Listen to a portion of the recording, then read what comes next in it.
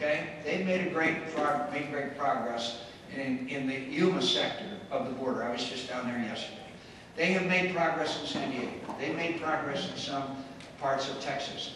But in the Tucson sector and other parts of our border are broken. Let me just give you a couple of numbers. One, last year, over 1.2 million pounds of marijuana were intercepted in the Tucson sector. 1.2 million pounds. They weren't prosecuting cases of less than 500 pounds. Okay? One other number for you. 241,000 illegal immigrants were apprehended in the Tucson sector last year. Figure we catch, what, Paul, 1 out of 4? Oh, 1 out of 4. That's over 1 million people that destroyed our wildlife refuges, that invaded people's homes, that invaded people's property. Every American has the government has the obligation to ensure the security of every American. And that's what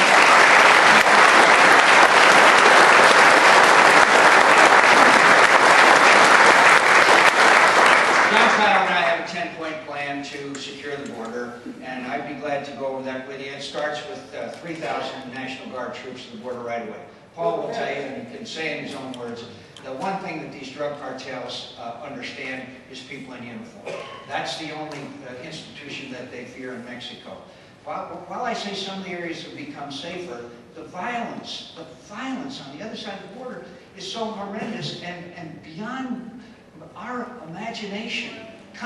Dismembering people's bodies, cutting their hearts out, cutting their heads off, and hanging their bodies from the overpass. And the toughest cartel, the worst cartel in all of Mexico is a cartel called the Sinaloa Cartel. They're headed by a guy named Chapo Guzman, who walked out of a Mexican prison a few years ago, and guess where they are? They're right on the other side of Arizona's border. You saw the big drug bust the other day that they had. 2,000 people, I think it was, Paul, apprehended all over the country. Guess where of this huge drug ring, guess where the distribution point was? Phoenix, Arizona. Phoenix, Arizona. I had lunch a couple of weeks ago when the president of Mexico was in Washington, and I sat across from him and I said, I am sure you know, sir, what the #1 kidnapping capital in the world is. And he said, yes, Mexico City. I said, you know what number 2 is? Phoenix, Arizona. Phoenix, Arizona. How can you say our border is more secure if Phoenix, Arizona is the #2 kidnapping capital in the world? And the things that are being done to these people by these human traffickers, who, by the way, are the same now as the drug traffickers, is unspeakable. Where are the human rights activists in behalf of these people that are being jammed into these trap houses and kept naked and held for ransom? Where is the human rights advocates for them? Where are they?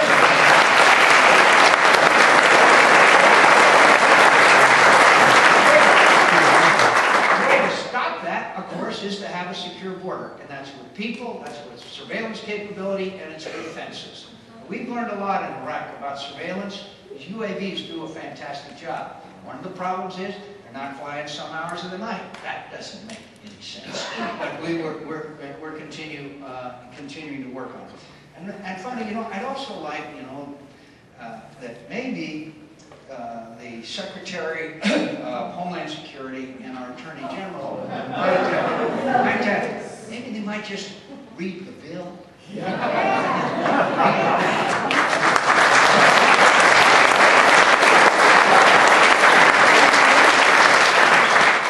So what happened? The state of Arizona got frustrated. You got frustrated. Your elected officials got frustrated. Your governor got frustrated, so they passed the law.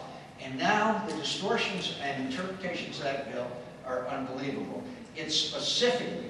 I'll ask Paul. You describe it.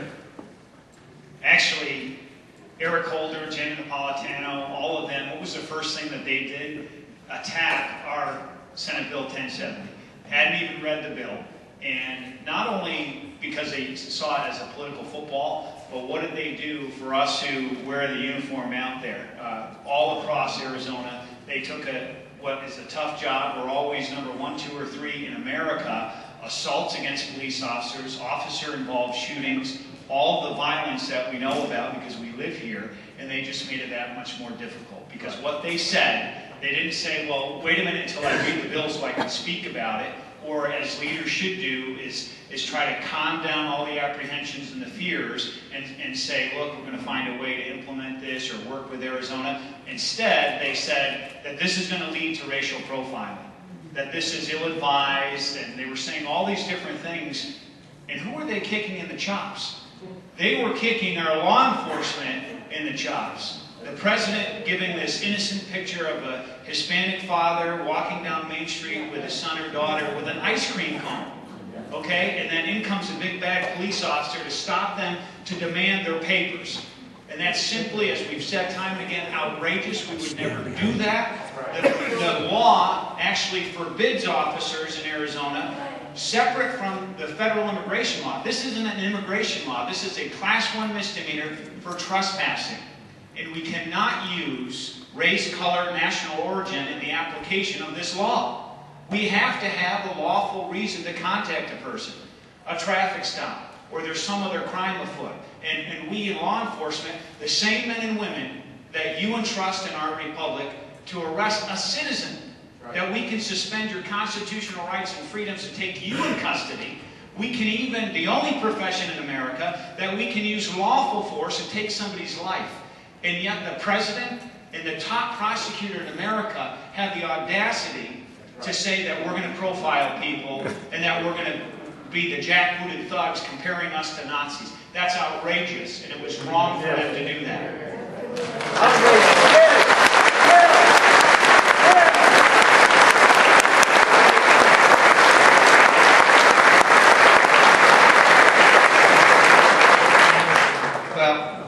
The only thing I can say to you, my friend, is we have to get the border secured. We have to get it first, and we really need a temporary, legal temporary worker program, particularly in the agricultural sector.